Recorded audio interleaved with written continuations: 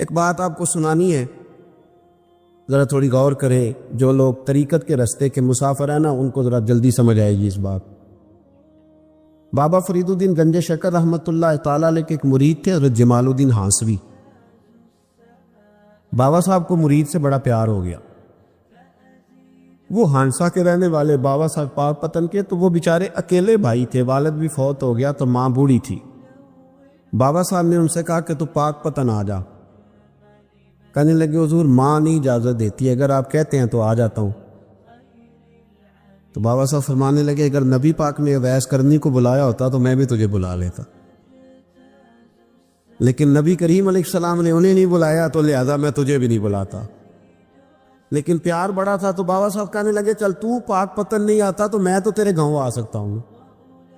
3 سال بابا جی مرید کی خاطر اس کے گاؤں میں چلے گئے۔ ان بھی پیٹو جاندے نے مرید کی خاطر، پر مرید پجاروں والا ہونا چاہیے۔ غریب ہوتے پھر انہوں نے راہ اوکھا لگتا ہے، پھر مشکل ہوتا ہے۔ چلے جاتے ہیں اب بھی چلے جاتے، ماڑا آئے تو انہوں کہنا تو جمعے راتی آئی سویرے 8 بجے، ہاں تو کدھر آ گئے؟ تگڑا آئے تو انہوں کہتے تو بڑی لیٹ آیا، تو راتی خواب بھی آیا سویرے۔ خدا بندہ یہ تیرے سادہ دل بندے کدھر جائیں؟ فقر بھی عیاری ہے، شہنشاہی بھی عیاری۔ میرے بھائی سنے، بابا صاحب نا 3 سال مرید کے ہاں چلے گئے۔ 3 سال ہانسا میں آپ نے قیام فرمایا، 3 سال۔ والدہ تو ان کی جلدی انتقال کر گئی، لیکن بابا صاحب وہیں رہ گئے۔ تو وہ حضرت جمال الدین بڑے خوبصورت تھے، بڑے پیارے تھے، ویسے بھی ادائیں بڑی اچھی تھی ان کی، عالم فاضل۔ حضرت خواجہ بہاؤالدین زکریا ملتانی ایک دفعہ پاک پتن آئے بابا فرید صاحب کو ملنے، تو انہیں جمال الدین ہانسوی پسند آ گئے۔ انہوں نے ملتان جا کے بابا فرید کو خط لکھا کہ میرے سارے مرید اور خلفاء لے لے پر اپنا جمال الدین مجھے دے دے۔ تو بابا صاحب نے جواب میں ایک کی جملہ کا اور بڑا شاندار کہا، کہنے لگے بہاؤالدین حد کرتے ہو، کبھی کسی نے اپنا جمال بھی کسی کو دیا ہے؟ وہ تو میرا جمال ہے، یہ بھی کبھی کسی نے کسی کو دیا ہے؟ اللہ اکبر۔ انہوں نے نا کوئی روحانی کشش ڈالی حضرت جمال الدین ہانسوی کے دل۔ تو بابا صاحب اسباق پڑھا رہے تھے شاگردوں کو، تو حضرت جمال الدین ہانسوی آ گئے، آ کے کہنے لگے حضور میں نے ملتان جانا ہے۔ بابا صاحب نے فرمایا کوئی کام ہے، کوئی مجبوری ہے، کوئی رشتہ داری ہے؟ سمجھ گئے بابا فرید صاحب کے معاملہ پیچھے سے گڑبڑ ہو گیا، کیا مسئلہ ہے؟ کہنے لگے حضور میں نے حضرت بہاؤالدین زکریا سے ملنا۔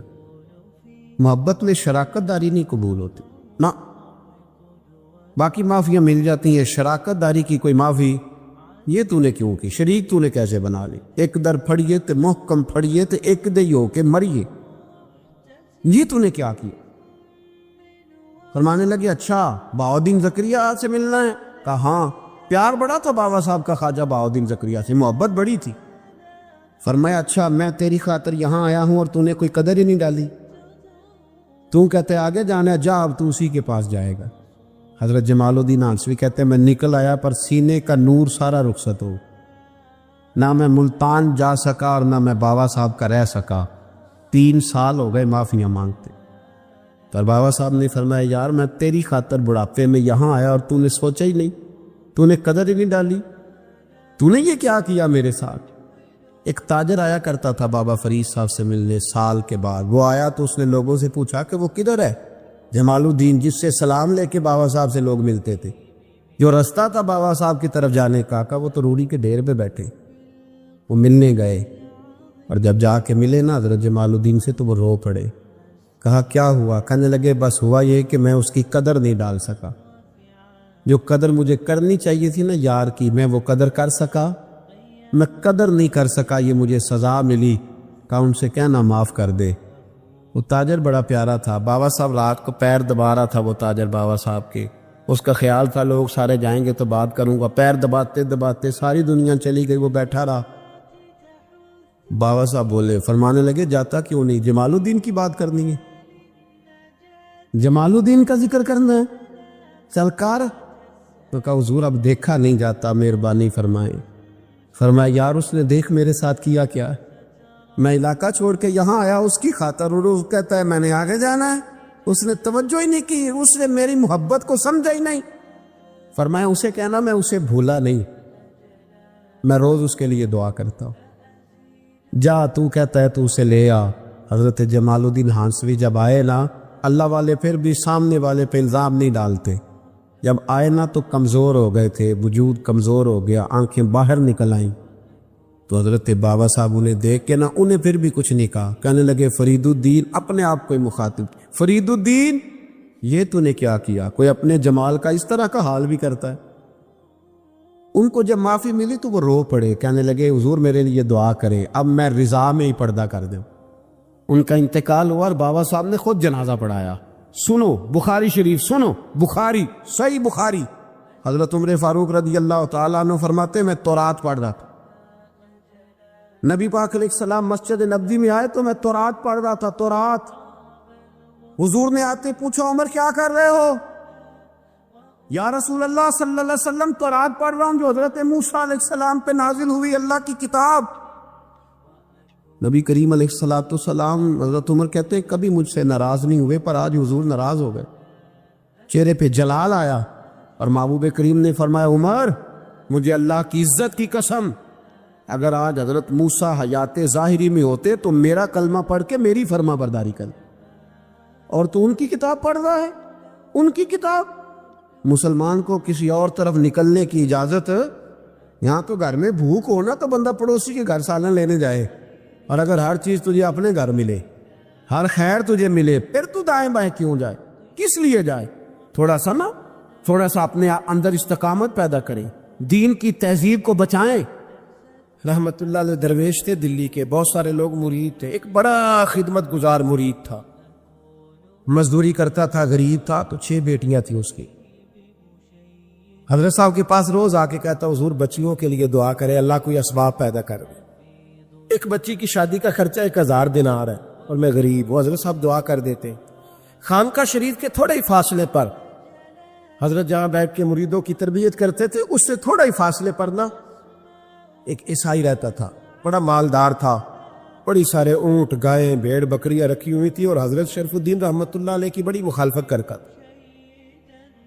اور یہ جو آپ کا غریب مرید تھا یہ اس کا پڑوسی تھا، ایک دن بلا کے نا ان کو کہنے لگا کہ تو کدھر جا کے جو ہے وہ ٹکرے مار رہا ہے، بعض میں کچھ نہیں ملنے والا، وہ تجھے کیا دیں گے جن کی خانقاہ خود چندے پہ چلتی ہے، مدرسہ چندے پہ چلتا ہے، مسجد چندے پہ چلتی ہے، تیری بیٹی کا معاملہ کہاں حل ہوگا؟ اس درویش نے کہا کہ تو میرے پیر کو نہیں جانتا، تو مجھے میرا محبوب نہیں ڈٹھا، تو پتہ نہیں نا، تو اس رستے کا مسافر نہیں، تو نہیں جانتا، ان کا بس چلے نا تو وہ ہر قیمت میں میری بیٹیوں کی شادی کرا دے۔ اب وہ عیسائی تھا، کہنے لگا اچھا چلو ٹھیک ہے، اگر اتنی بات ہے نا تو جاؤ ان سے جا کے کہہ دو کہ 6 سال کے لیے میرے ساتھ معاہدہ کر لیں، وہ میرے جانوروں کو چارہ ڈال دیا کرے، 6 سال ڈیوٹی کرے، میں 6000 دینار دے دیتا ہوں۔ وہ میرے ساتھ 6 سال میرے جانوروں کو چارہ ڈالے رکھتے ہیں نا، ہم چارہ ڈالنے کے لیے ایڈوانس پیسے دے کے، اب تو لوگ انہیں بھی غلام ہی بنا لیتے ہیں، بڑی تھوڑی تنخواہ دیتے ہیں، ظلم کرتے ہیں، پورا معاوضہ نہیں دیتے۔ حضرت شیخ شرف الدین کے بارے میں وہ کہنے لگا جب اپنے پیر سے جا کے کہہ کہ میرے جانوروں کو 6 سال چارہ ڈالے، میں 6000 دے دیتا ہوں، تو جو کہتا ہے ہر قیمت پہ جانے کو تیار۔ اس نے جب یہ بات کی تو مرید نے ناراض ہو گیا، وہ لڑائی ہو گئی، گربان پکڑ لیا، جھگڑا ہوا، بات بڑی دور گئی، اس طرح کی بات کرتا میرے حضرت کے بارے میں، تیرے جیسے کہیں میں وہاں کام پہ رکھا دوں۔ جب وہ بڑی بحث ہوئی، بات محلے میں، علاقے میں پھیل گئی، دنیا نے سن لی تو شیخ شرف الدین تک بھی پہنچ گئی، اس طرح جھگڑا ہوا ہے۔ لوگ سو گئے عشاء کی نماز کے بعد، حضرت صاحب نے نا سر پہ کپڑا لیا، اس عیسائی کے دروازے پہ دستک دی، وہ باہر آیا، فرمانے لگے لوگ تو سوچ سمجھ کے ملازم رکھتے ہیں، تو نے بھی تو سوچ ہی لیا ہوگا، تبھی تو مجھے آفر کی ہے، تو اپنی آفر پہ قائم ہے، واقعی مجھے رکھ لے گا اور 6000 دینار دے دے گا؟ کہنے لگا جا بابا کام کر اپنا۔ فرمایا نہیں، تو نے اتنے لوگوں میں بات کی، اتنی بحث ہوئی، تو قائم ہے؟ کہنے لگا میں تو قائم ہوں، پر آپ نے نہیں قائم رہنا۔ فرمایا میں سوچ سمجھ کے آیا۔ اس نے کہا آپ ڈیوٹی کریں گے، بحثوں کو چارہ ڈالیں گے؟ فرمایا ایک شرط، بس جب اذان ہو جائے نا تو مجھے رب کی نماز پڑھنے کی اجازت دے دے، باقی صبح و شام جو تو کہے گا۔ اگر اس غریب کی بیٹیاں بیائی جائیں تو مجھے اور کیا چاہیے، اس کی 6 بیٹیوں کا بوجھ ہے اس کے سر پہ، تو مجھے رکھ لے۔ اللہ اکبر۔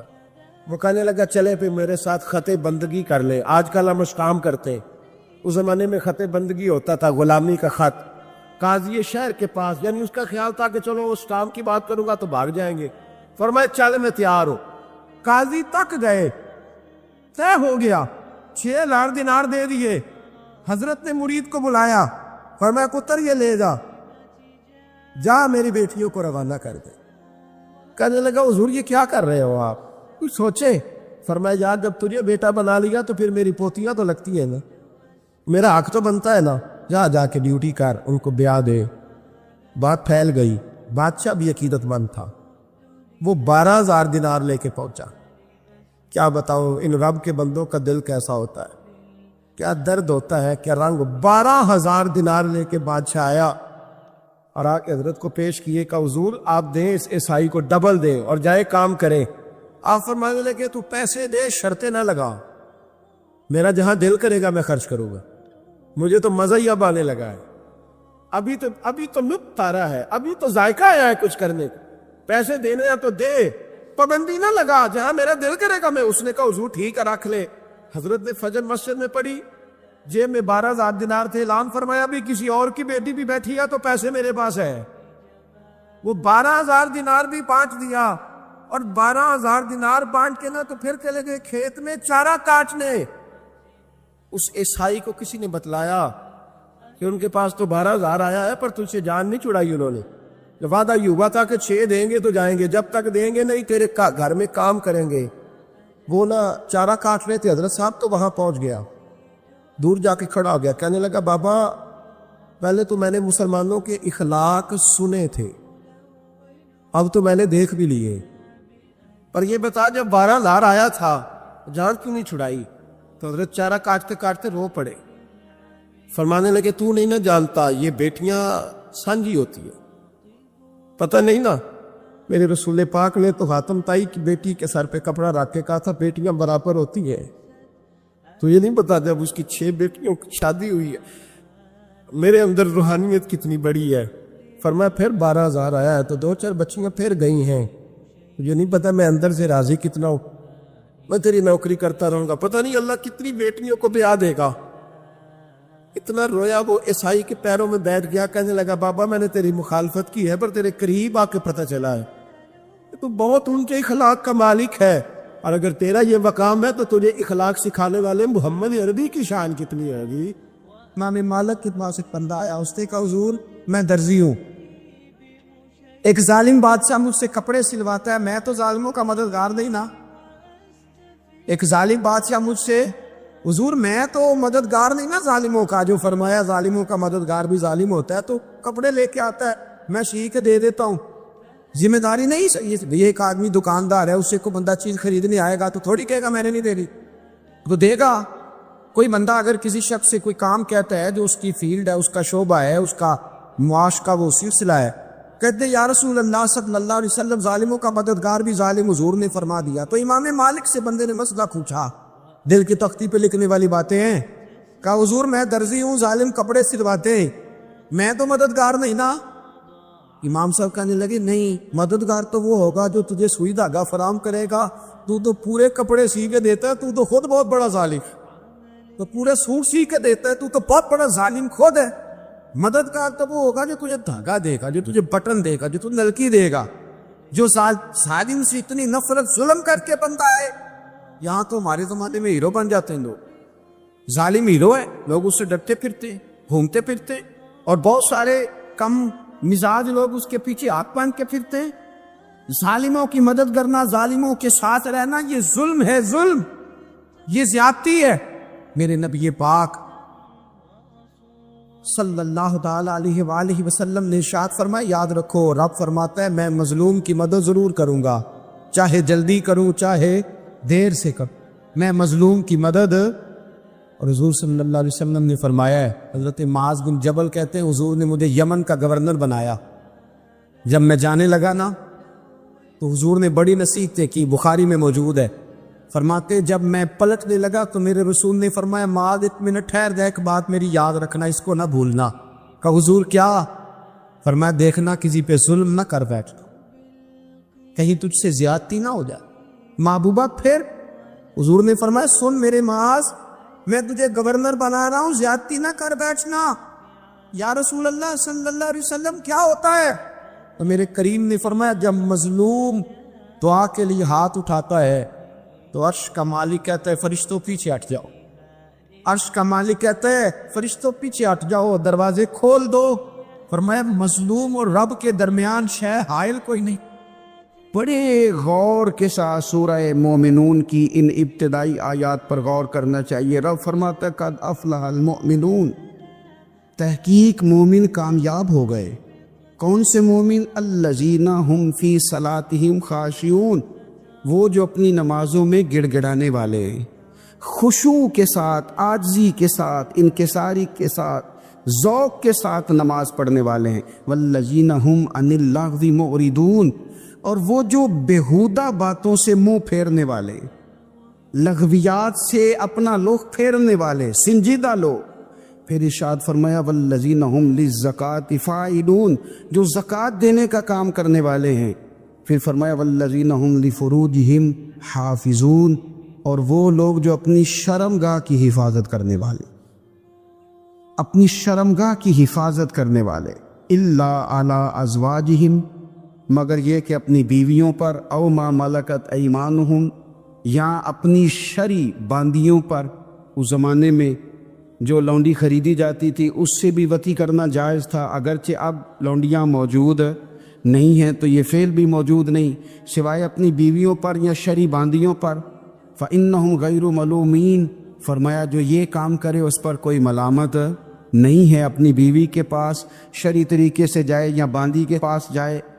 فمن ابتغى وراء ذلك، اور جو آدمی اس کے بعد اس حد سے بڑھے، اس کے سوا کچھ اور کرے جو بندہ، فرمایا فاولئک هم العادون، یہ لوگ حد سے بڑھنے والے. جو لونڈیوں اور باندیوں کے علاوہ، اپنی بیویوں کے علاوہ کسی اور جگہ گندگی کریں، یہ حد سے بڑھنے والے، حدوں کو کراس کرنے والے لوگ ہیں. پھر ارشاد فرمایا والذین هم لاماناتہم وعہدہم راعون، اور وہ جو اپنی امانتوں اور اپنے وعدوں کی رعایت کرتے ہیں، امانتیں ادا کرتے ہیں، وعدے پورے کرتے ہیں. اور وہ لوگ جو اپنی نمازوں کی حفاظت کرنے والے ہیں، جن میں یہ خوبیاں آ گئیں. میرا رب فرماتا ہے نماز میں خشوع وضو حاصل ہو گیا، فضولیات سے بچ گئے، زکوٰۃ ادا کرنے والے بن گئے، شرمگاہ کی حفاظت کرنے والے بن گئے، امانتیں عہد پورے کرنے والے بن گئے، اپنی نمازوں کے محافظ ہو گئے. اللہ اکبر، قربان جائیں. مالک فرماتے ہیں اولئک هم الوارثون، یہی لوگ تو وارث ہیں. یا اللہ کس چیز کے؟ فرمایا الذین یرثون الفردوس، یہ لوگ جنت کے وارث ہیں، یہ جنت کے وارث ہیں یہ لوگ. ہم فیہا خالدون، اور فردوس سے، جنت سے نکالے نہیں جائیں گے، ہمیشہ ہی جنت میں رہیں گے. یہ آیات اللہ کا مطالبہ بھی ہے، یہ آیات صحابہ، اہل بیت، اولیاء اللہ، ان تمام کی سیرت کا عکس بھی ہے. اور سب سے بڑھ کر سیدہ عائشہ صدیقہ فرماتی ہیں یہی تو آیات ہیں جنہیں اچھی طرح سمجھ لو گے تو تمہیں مدینے والے کے اخلاق بھی سمجھ میں آ جائے، حضور کے اخلاق بھی تمہیں سمجھ میں آئے. بڑے غور کے ساتھ سورہ مومنون کی ان ابتدائی آیات پر غور کرنا چاہیے. رب فرماتا ہے قد افلح المؤمنون، تحقیق مومن کامیاب ہو گئے. کون سے مومن؟ الذین ہم فی صلاتہم خاشعون، وہ جو اپنی نمازوں میں گڑ گڑانے والے، خشوع کے ساتھ، عاجزی کے ساتھ، انکساری کے ساتھ، ذوق کے ساتھ نماز پڑھنے والے ہیں. دیکھیں قرآن نے یہ نہیں کہا شروع میں کہ وہ لوگ اپنی نماز پابندی سے پڑھتے ہیں، بلکہ فرمایا وہ نمازوں میں عاجزی کرتے ہیں، وہ نماز میں خشوع کرتے ہیں، خضوع کرتے ہیں. نماز ہم بھی پڑھتے ہیں، ڈھیر سارے لوگ ہیں جن کا یہ مطالبہ ہے کہ میرا نماز میں دل ہی نہیں لگتا. پہلی بات تو یہ ہے کہ دل نہ بھی لگے تو نماز پھر بھی پڑھنی ہے، اور دوسری بات یہ کہ دل لگانے کو بھی تو کچھ انسان کے پاس چیزیں ہونی چاہیے نا، کوئی ضروریات ہوتی ہیں. سب سے پہلی بات یہ کہ مسئلہ نماز کا نہیں، مسئلہ اہمیت کا ہے. آپ نے اللہ تبارک و تعالیٰ کی ذات کی، رب کریم کے جلالت کی جتنی زیادہ اہمیت اپنے دل میں محسوس کر لی، اتنا ہی نماز کی طرف توجہ آپ کی بڑھ جائے گی. آپ سادی سی مثال ہے، غور کر لیں، جتنا آپ اپنے استاد کو پروٹوکول دیتے ہیں، جتنی عزت کرتے، اتنا ہی وقت پہ آپ ان کے پاس پہنچ بھی جاتے۔ اگر آپ کے دل میں اہمیت نہیں ہے تو آپ ڈال دیں گے، اور جس استاد کی اہمیت ہے اس کے فون کی گھنٹی بجتے ہی فون بھی اٹھایا جائے گا، اور بات پوری مکمل بھی نہیں ہوگی تو کہا جائے گا جیسے آپ کہیں گے، اور جو وقت وہ دیں گے ان سے 10 منٹ پہلے پہنچنے کی کوشش بھی کی جائے گی۔ بس سمجھ لیں، دل لگنے نہ لگنے کا مسئلہ نہیں، اہمیت کا مسئلہ ہے۔ آپ جتنی اپنے مالک کی بارگاہ کی اہمیت سمجھ لیں گے، اتنا ہی وقت پہ مسجد آئے گی، اتنا ہی شوق سے نماز پڑھیں۔ دوسری بات، نماز کے ترجمے پہ غور کریں۔ آپ یقین کریں، اگر نماز کا ترجمہ ہمیں آ جائے نا تو ہمیں تو یوں لگے کہ ہم تو اپنے مالک کی بارگاہ میں عرض و معروض کرنے حاضر ہوئے۔ یہ سورہ فاتحہ ہی دیکھ لیں آپ، حضور فرماتے ہیں، رب فرماتا ہے سورۃ فاتحہ آدھی میری ہے آدھی میرے بندے کی ہے۔ جب اس نے کہا الحمدللہ رب العالمین الرحمن الرحیم مالک یوم الدین ایاک نعبد و ایاک نستعین، جب یہاں تک وہ لفظ کہتا ہے تو یہ حصہ میرا تھا، اس نے اپنے رب کی تعریف کی، اور جب کہا نا اس نے اہدنا الصراط المستقیم، اب بندے نے التجائیں شروع کر دی۔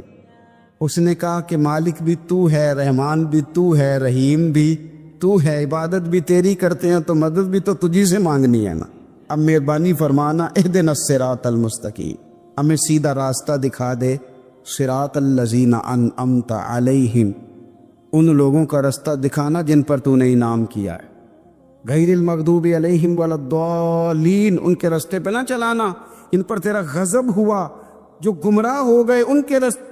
تو نماز میں جب ترجمے پر آپ کا غور ہوتا ہے تو آپ کا تو دل خود بخود لگ جاتا ہے، شوق پڑ جاتا ہے آپ کا۔ تو اتنی چیزیں ہم زندگی میں یاد کرتے ہیں، تو اگر ترجمہ بھی نماز کا یاد کر لیں اور پھر شوق سے پڑھیں تو آپ یقین کریں طبیعت کھینچی چلی آئے گی۔ ہمارے ہاں کچھ لوگ نماز پڑھتے ہیں پر بڑی لاپرواہی سے پڑھتے ہیں، کبھی ادھر دیکھتے ہیں کبھی ادھر دیکھتے ہیں، کبھی بال سہلاتے ہیں، اور میں نے دیکھا ہے سجدے جا رہے ہیں تو سیانے سیانے بندے کبھی کپڑے کو چھیڑ رہے ہیں کبھی جگہ کو چھیڑ رہے ہیں۔ میرے نبی کریم صلی اللہ تعالی علیہ وسلم نے فرمایا ان لوگوں کا کیا حال ہے جو اپنی نماز میں نظریں آسمان کی طرف اٹھاتے ہیں، رکوع سے اٹھے تو اوپر دیکھنا شروع کر دیا، کیا حال ہے ان کا۔ اور پھر حضور نے ایک موقع پر تو سختی فرمائی، فرمایا جو نماز پڑھتے اپنی نظریں آسمان کی طرف اٹھاتا ہے وہ باز آ جائے، ورنہ ایسا نہ ہو کہ رب اس کی آنکھیں ہی چھین لے، وہ باز آ جائے اس کام سے۔ خشوع کے ساتھ نماز پڑھے، عاجزی کے ساتھ نماز پڑھے، اس کا دل لگا ہوا ہو نماز کے اندر۔ میرے نبی پاک صلی اللہ تعالیٰ علیہ وآلہ وسلم کے غلام حضرت انس بن مالک رضی اللہ تعالیٰ عنہ فرماتے کہ رسول پاک صلی اللہ علیہ وسلم نے مجھ سے فرمایا تھا کہ بیٹے نماز میں ادھر ادھر دیکھنے سے بچو، کیونکہ فرمایا نماز میں ادھر ادھر توجہ کرنا یہ بندے کو ہلاک کر دیتا ہے، ہلاکت ہے اس میں۔ اگر تم نے ادھر ادھر توجہ کی، نماز تم مالک کی بارگاہ میں کھڑے ہو اور تم دیکھ ادھر ادھر رہے ہو، تو ایک تو نماز عاجزی کے ساتھ۔ پھر فرمایا والذین ہم عن اللغو معرضون، وہ لوگ جو فضول باتوں سے، لغویات سے اپنا منہ پھیر لیتے ہیں، فضولیات سے۔ ہمارے یہاں نا بہت سارے لوگ ایسے ہیں کہ بلا وجہ ان چیزوں میں دلچسپی لیتے ہیں جو ان کے مطلب کی نہیں ہے، ان کے مطلب کی مطلب آپ کسی سے ملنے کہتے کیا حال ہے، ٹھیک ہے جی، بچوں کا کیا حال ہے، ٹھیک ہے، بچے کتنے ہیں؟ تو بھئی آپ کو جب پتہ ہی نہیں تھا کتنے ہیں تو حال کیوں پوچھا آپ نے؟ آپ کرتے کیا ہیں؟ آپ کا بڑا بھائی کیا کرتا ہے، چھوٹا بھائی کیا کرتا ہے، ابا جی کیا کرتے؟ بھئی آپ کے مطلب کی بات نہیں، آپ مطلب کی مقصد کی بات کریں، بے مقصد باتوں میں الجھنے کی ضرورت نہیں ہے۔ دیکھیں اپنا ادارہ میں چلاتا ہوں، اپنا گھر آپ چلاتے، اپنی ڈیوٹی آپ کرتے، آپ کو زیادہ بہتر پتہ ہے کہ آپ اپنا گھر کیسے چلا رہے ہیں، مجھے زیادہ بہتر پتہ ہے کہ میں مدرسہ مسجد، مجھے زیادہ بہتر پتہ ہے اس کے اندر کون سی اصطلاح کس طرح کرنی ہے، یہ مجھ سے زیادہ بہتر کوئی بندہ جانتا نہیں۔ اب ہم کیا کرتے ہیں، جب ہم دوسرے کے کام میں مداخلت کرتے ہیں تو دو نقصان ہوتے ہیں، ایک تو اس کے ساتھ ہمارا رائے کا اختلاف ہو جاتا ہے، اور دوسرا ہمارے اپنے بہت سارے کام رہ جاتے ہیں، کیونکہ ہماری توجہ ہی دوسرے کی جانب تھی، اپنے بڑے سارے کام رہ جاتے۔ اس لیے بہت ساری ایسی چیزیں ہیں جن میں بلا وجہ کوئی مقصد نہیں. ہم پرانے لوگوں سے باتیں سنا کرتے تھے, ہمارے بزرگ کہا کرتے تھے جڑے پنڈ جانا نہیں, جڑے پنڈ جانا نہیں وہ راہ پوچھنے دی کی لغویات میں نہ الجھے, فضولیات میں نہ الجھے, یعنی ٹو میں رہنا, ٹو میں.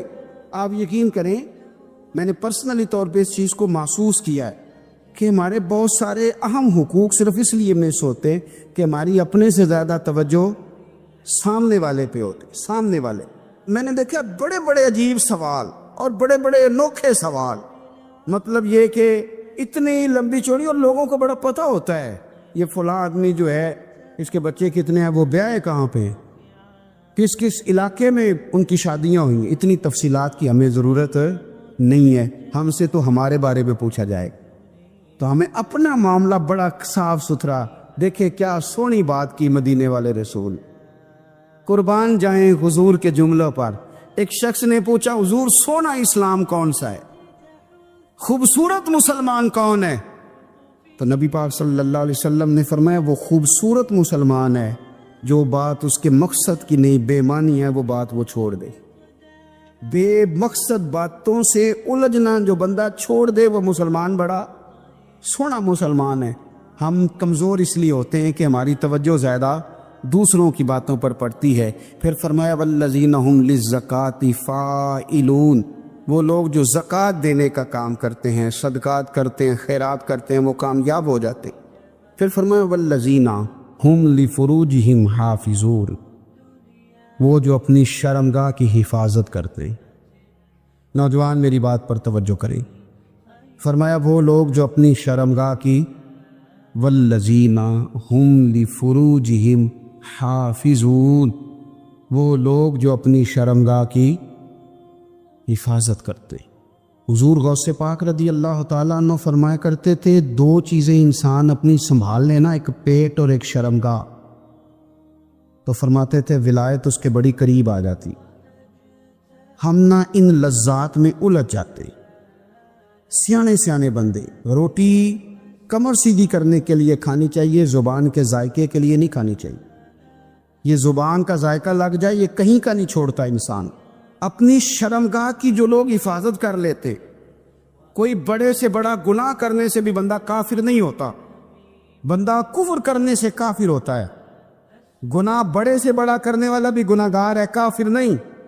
کہ بعض گناہ ایسے ہیں جو جس وقت بندہ کر رہا ہوتا ہے اس وقت وہ مومن نہیں ہوتا. میرے نبی کریم صلی اللہ تعالیٰ علیہ وسلم نے فرمایا جب کوئی شرابی شراب پیتا ہے اس وقت مومن نہیں ہوتا. جب کوئی چور چوری کرتا ہے تو اس وقت مومن نہیں ہوتا. اور جب کوئی زانی زنا کرتا ہے تو تب وہ مومن نہیں ہوتا. اتنی دیر کے لیے اس کے دل سے ایمان نکال لیا جاتا ہے. یہ جو ہمارے لڑکے بن سنور کے نکلتے ہیں, یہ جو میک اپ کا خرچہ لڑکیوں کے برابر لڑکوں کا ہوتا جا رہا ہے, یہ جو لڑکے بھی رات کو چہرے پر کریم لگا کر کے سوتے, یہ بتا سکتے ہیں کہ مقاصد کیا ہے؟ بتا سکتے ہیں؟ یعنی بچے بھی بغیر شیمپو کے بال نہیں دھوتے. مثلا کیا کرنا ہے آپ نے اس کا؟ بڑی بڑی قیمتی چیزیں جو ہیں وہ آپ نے رکھی ہوئی ہیں. مقصد کیا ہے؟ یہ جو ہمارے بچے بن سنور کے نکل رہے ہیں تو کیا دعوت دے رہے ہیں سوسائٹی کو؟ شارٹ نکرے پہن کے جو نکلے ہوئے, اریاں لباس پہن کے نکلے ہوئے. اقبال نے کہا تھا دیار مشرق ہوس میں غلطاں, شباب اریاں شراب اسیاں, جسے بھی دیکھو غری کے اسیاں. ہم ایسی تہذیب کیا کریں گے؟ شباب اریاں, تم نے اپنی جوانی ننگی کر ڈالی ہے ساری معاذ اللہ. کن مقاصد کے لیے؟ میں وہ اعداد و شمار بتا نہیں سکتا. ہمارے ہاں گاند سستا ہو گیا ہے, لوگوں نے گناہ تک پہنچنا آسان بنا دیا ہے. آپ دیکھ لیں گندگی دروازے پہ اور گند موبائل میں. کیسے بچائیں ان بچوں کو؟ کیا کریں؟ کلیجے پھٹتے. ابھی باتیں سوچتے ہیں تو سوچتے ہیں آنے والی نسل کو کہاں لے جائیں, کہاں چھپائیں, کیا ایسا کرے کہ یہ بچ جائیں. خدا را قربان جائیں حضرت عثمان غنی پر. مصنف ابن ابی شیبہ میں صحابہ فرماتے حضرت عثمان غنی نا بڑے مالدار تھے. مال آتا ہے تو لوگ عیاش نہیں ہو جاتے. مال آتا ہے تو لوگوں کی خواہشات بہت بڑھ نہیں جاتی. بڑے مالدار تھے, مالدار بھی تھے اور سونے بھی بڑے تھے.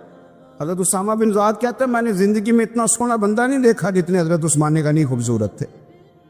پیسہ بھی, حسن بھی, لیکن فرماتے ہیں کہ حضرت عثمان غنی سب سے بڑھ کر اپنی شرمگاہ کی حفاظت کرنے والے اور سب سے بڑھ کر صلہ رحمی کرنے والے, رشتہ داروں سے اچھا سلوک کرنے والے, حیا والے, شرم والے, پاکیزگی والے. آپ کا ذہن ہے, آپ صبح اٹھتے ہی ذہن بنا لیں کہ میں نے آج اتنا سبق پڑھنا ہے, آج اتنی تفسیر دیکھنی ہے, اتنی عبادت کرنی ہے, فلانی نعت میں نے دیکھنی ہے, فلاں خیر کا کام کرنا ہے, فلاں آدمی کے ساتھ نیکی کرنی ہے. صبح ذہن بنا لیں, آپ کا ذہن وہی کام کرنے لگے گا. لیکن اگر صبح اٹھتے ہی ذہن میں گندگی ہے, رات کو سوتے ہی معاذ اللہ ذہن میں وسوسے ہیں, تو سارا دن وہی چکی چلے گی, وہی انداز رہے گا. تھوڑا سا آپ کو اس کی نگرانی کرنی ہے, تھوڑا سا.